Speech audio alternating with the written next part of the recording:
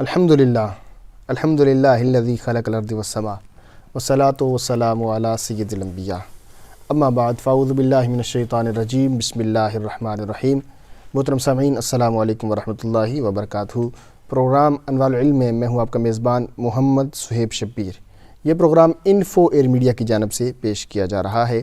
اور ہمیشہ کی طرح آج ایک نئے موضوع کے ساتھ آپ کی خدمت میں حاضر ہیں، اور شفقت فرمائیے آج بھی ہمیشہ کی طرح ہمارے اس پروگرام کی رونق ہیں، اس پروگرام کی آپ جان کہہ لیں یا شان کہہ لیں،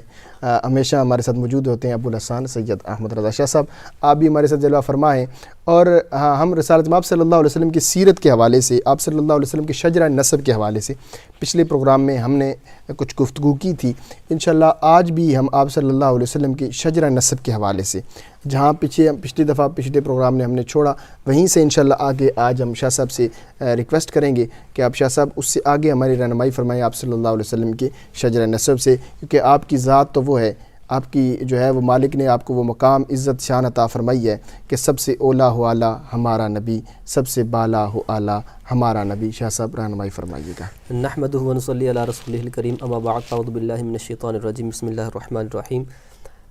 تاریخ اسلام میں ہم سیرت مصطفیٰ پہ بات کر رہے ہیں، اور پچھلے پروگرام میں ہم نے نبی پاک علیہ السلام کے شجرہ نسب کا آغاز اور حضور علیہ السلام کن کی اولاد میں سے ہیں، کس نبی کی اولاد میں سے ہیں، حضرت ابراہیم سے حضرت اسماعیل کی اولاد میں سے ہم نے ذکر کیا، حضرت اسماعیل علیہ السلام کے اولاد میں سے حضرت عدنان، اور حضرت عدنان تک حضور اپنا شجرہ نسب بیان کرتے تھے کہ میں حضرت عدنان کی اولاد میں سے ہوں، اور آگے سے حضور علیہ السلام کا جو شجرہ نسب ہے اور خاندانی شرافت ہے اس میں مین کون سی ہستیاں ہیں۔ اور پہلی بات یہ کہ حضور علیہ السلام کے آباء و اجداد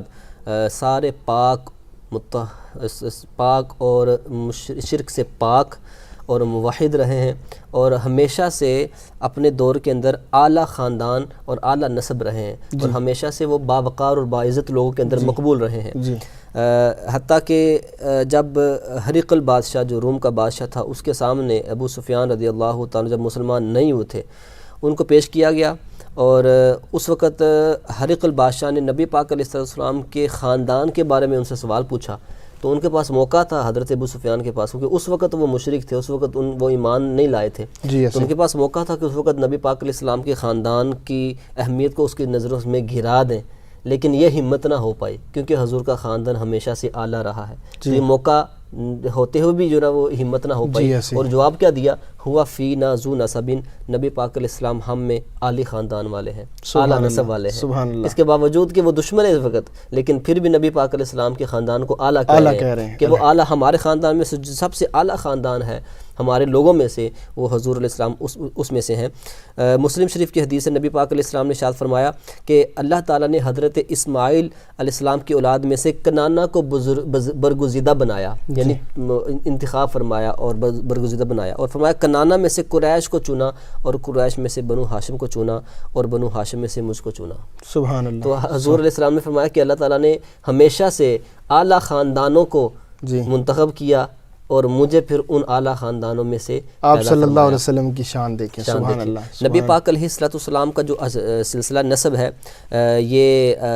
حضرت اسماعیل سے چلتا، حضرت عدنان سے چلتا جہاں فہر بن مالک تک پہنچتا ہے، تو حضرت فہر بن مالک سے نبی پاک علیہ السلام اپنی والدہ ماجدہ کی طرف سے اور والد ماجدہ کی طرف سے اکٹھا مل جاتا ہے، اور فہر بن مالک کو قریش کا لقب دیا گیا، یعنی حضور کے اباء میں سے جو فہر بن مالک ہیں وہ بزرگ گزرے ہیں، تو ان کو قریش کا نام دیا گیا۔ قریش اصل میں ایک سمندری جانور ہے جو بہت ہی طاقتور ہے۔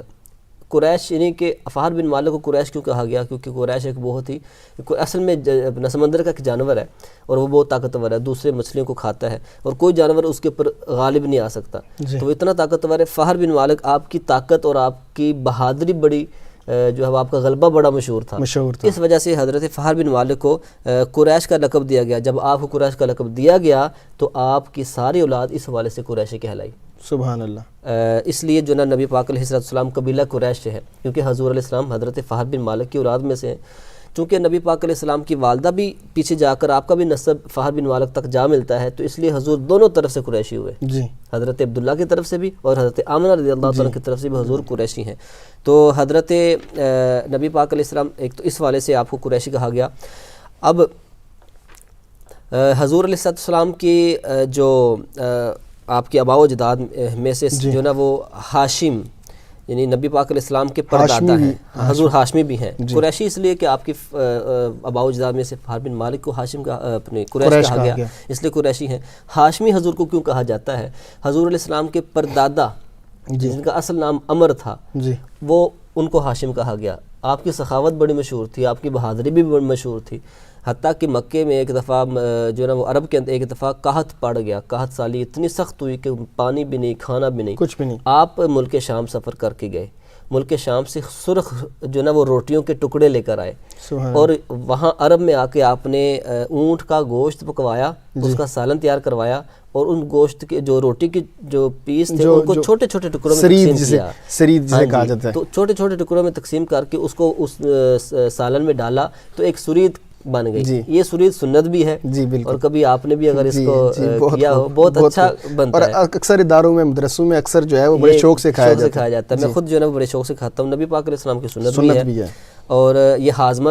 دار بھی ہے۔ تو ناظرین اس کا جو نا وہ ایکسپیرینس کر سکتے ہیں کہ آپ سالن بنائیں، شوربے والا بنائیں، اور اس میں روٹی کے ٹکڑے ڈال کے اس کو بھگوئیں اور چند منٹ اس کو رکھیں اور پھر کھائیں۔ جی ماشاءاللہ۔ حضرت ہاشم کو اس لیے کہا گیا کیونکہ ہاشم کا مطلب ہے روٹیوں کے ٹکڑے کرنے والا اور سرید بنانے والا، تو آپ کو ہاشم اسی وجہ سے، ادروائز آپ کا نام عمر تھا، لیکن اس عمل کی وجہ سے آپ اتنے مشہور ہوئے کہ آپ کو ہاشم کہنا شروع کر دے لوگوں نے، اس لیے حضور بھی ہاشمی کہلائے کہ حضور حضرت ہاشم کی اولاد میں سے ہیں۔ حضرت ہاشم چونکہ حضرت عبد مناف کے بیٹوں میں سے بہت ہی ایک بہادر بیٹے تھے، عبد مناف یہ بھی حضور علیہ السلام کے اباء میں سے، یہ حضرت ہاشم کے والد ہیں، اور عبد مناف کے بعد آپ ہاشم جو ہیں، حضرت ہاشم آپ چونکہ بہت ہی خوبصورت بھی تھے، اور آپ کعبے کے متولی بھی بنے اور سجادہ نشین بھی بنے، کعبے کے رکھوالی کرنا، جو حج کرنے والے لوگ آتے ہیں ان حاجیوں کی خدمت کرنا، ان کی دیکھ بھال کرنا، اور آپ چونکہ بہت ہی حسین اور وجیح تھے۔ مدینہ کے قبیلہ خزرج کے ایک سردار کی عمر کی ایک صاحبزادی کے ساتھ آپ کا نکاح ہوا، تو حضور کے آباء والد کی طرف سے مکی، اور آپ کی والدہ کا جو خاندان ہے وہ قبیلہ خزرج سے ہے، اور آپ والدہ کی طرف سے آپ مدنی ہیں۔ سبحان اللہ۔ تو آپ کے جو ننیحال ہیں حضور کے وہ مدینہ کے ہیں، قبیلہ خزرج کے ہیں، تو اور ان کا نام سلمہ تھا جن سے حضرت ہاشم کی جو نا وہ شادی ہوئی، اور ان دونوں سے اللہ تعالیٰ نے ان کو ایک بیٹا عطا فرمایا جن کا نام انہوں نے عبد المطلب رکھا، تو حضرت عبد المطلب حضور کے دادا ہوئے۔ حضرت عبد المطلب چھوٹے سی عمر میں تھے، مکے میں مدینے میں ہی تھے کہ حضرت ہاشم اس وقت کسی سفر کے لیے جو ہے نا وہ ملک شام گئے، اور جب غزہ کے مقام پہ پہنچے تو آپ کا وہیں پر انتقال ہو گیا، اور 25 سال آپ نے عمر پائی ہے، یعنی ینگ ایج میں حضرت ہاشم کا انتقال ہو گیا تھا۔ حضرت ہاشم یا حضرت عبد المطلب؟ حضرت ہاشم کا۔ حضرت ہاشم 25 سال، حضرت عبد المطلب کی عمر تو تقریباً 80-90 کے پلس تھی جب آپ کا وصال ہوا، لیکن حضرت ہاشم 25 سال کی عمر میں آپ کا وصال ہوا ہے، اور آپ اس وقت سفر میں تھے، آپ کا وصال ہوا۔ آپ کے بیٹے حضرت عبد المطلب اس وقت مدینے میں تھے اور چھوٹی عمر میں تھے، تو جب آپ مدینے میں اپنے والدہ کے ننیحال کے خاندان میں رہ رہے تھے، تو بعد میں آپ چھوٹی عمر میں مکے میں موو ہو گئے اپنے ددیال کے خاندان کے ساتھ رہنے کے لیے، حضرت عبد المطلب، اور پھر مکے میں پھر آپ بڑے ہوئے، اور مکے والوں نے آپ کو اتنی عزت دی اور آپ اتنے مقبول تھے مکے والوں میں کہ غار حرا میں جاتے تھے، آپ وہاں عبادت کرتے، وہاں رمضان میں اعتکاف بھی کرتے، اور حضرت عبد المطلب کو مطعم الطائر کا لقب بھی دیا گیا ہے۔ مطعم الطائر کا مطلب ہے پرندوں کو کھلانے والا، کہ آپ پرندوں کو کھلایا کرتے تھے، بڑا پیار کرتے تھے پرندوں سے حضرت عبد المطلب۔ اور پھر اس کے علاوہ جو زمزم کا کنواں اور خانہ کعبہ بھی آپ کی رکھوالی میں تھا، زمزم کا کنواں اگر کبھی خراب ہو جاتا اس کو، یعنی اس کی تعمیر کی حاجت ہوتی تب اس کی تعمیر بھی کرواتے۔ اپنے خاندان میں ایک بڑے عالی وقار تھے حضرت عبد المطلب۔ حضرت عبد المطلب کے بہت مطلب بیٹوں میں سے جو سب سے خوبصورت اور وجیح چہرے والے بیٹے تھے حضرت عبداللہ تھے، سبحان اللہ۔ اور حضرت عبداللہ اتنے خوبصورت تھے کہ مکے کی عورتوں میں سے ہر ایک کی یعنی کہ خواہش تھی کہ ہم ان سے شادی کریں، لیکن آپ کا نکاح بہت ہی نیک سیرت اور نیک صورت خاتون حضرت آمنہ سیدہ کائنات حضور علیہ السلام کی والدہ محترمہ حضرت آمنہ کے ساتھ آپ کا نکاح ہوا۔ یہودیوں کو پتہ تھا حضرت عبداللہ کے بارے میں، انہوں نے کتابوں میں پڑھا تھا کہ یہ آخری نبی کے والد ہوں گے، تو وہ حسد میں آ گئے اور ان کو نعوذ باللہ شہید بھی کرنا چاہا۔ ایک مرتبہ حضرت ہاشم جو ہے نا وہ جنگل میں گئے اس کے لیے شکار کے لیے، تو یہودی پیچھے سے آنا حملہ کرنے کے لیے آ گئے تاکہ آپ کو شہید کریں۔ اللہ تعالیٰ نے کوئی ایسا جانور بھیجا جس کا تعلق دنیا سے نہیں تھا آپ کو جو ہے نا وہ محفوظ کرنے کے لیے، تو اس جانور نے ان کو بھگایا اور آپ بحفاظت اپنے گھر پہنچے۔ حضرت عبداللہ کی شادی حضرت آمنہ کے ساتھ ہوئی، اس وقت آپ کی عمر 24 سال تھی. حضرت 24 سال کی عمر میں آپ کی شادی ہوئی، اور جب 24 سال کی عمر میں آپ کی شادی ہوئی تو نبی پاک علیہ السلام کا نور یعنی حضرت عبدالمطلب کی پیشانی پر بھی اور حضرت ہاشم کی حضرت عبداللہ کی پیشانی پر بھی حضور علیہ السلام کا نور چمکتا تھا. حضرت عبدالمطلب کے دور میں ایک بڑا واقعہ ہوا، ابھی ہمارا ٹائم ختم ہو گیا ہے، وہ واقعہ ہم انشاءاللہ اگلے پروگرام میں ذکر کریں گے. اصحاب فیل کا واقعہ وہ کیسا ہوا وہ بیان کریں گے. ہاں جی، اور اس کے علاوہ اس کے بعد ہم بیان کریں گے کہ حضرت عبداللہ جو نا وہ پھر کیسے آپ کا وصال ہوا، اور نبی پاک علیہ السلام کے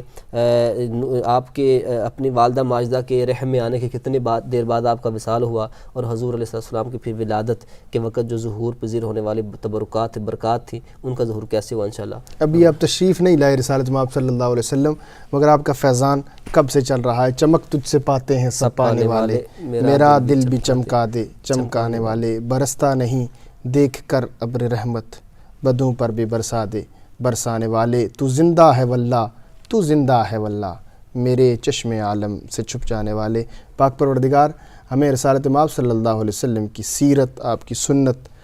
پر عمل پیرا ہو کر زندگی گزارنے کی اور اپنی دنیا اور آخرت سنوارنے کی توفیق عطا فرمائے. وما علینا الا البلاغ.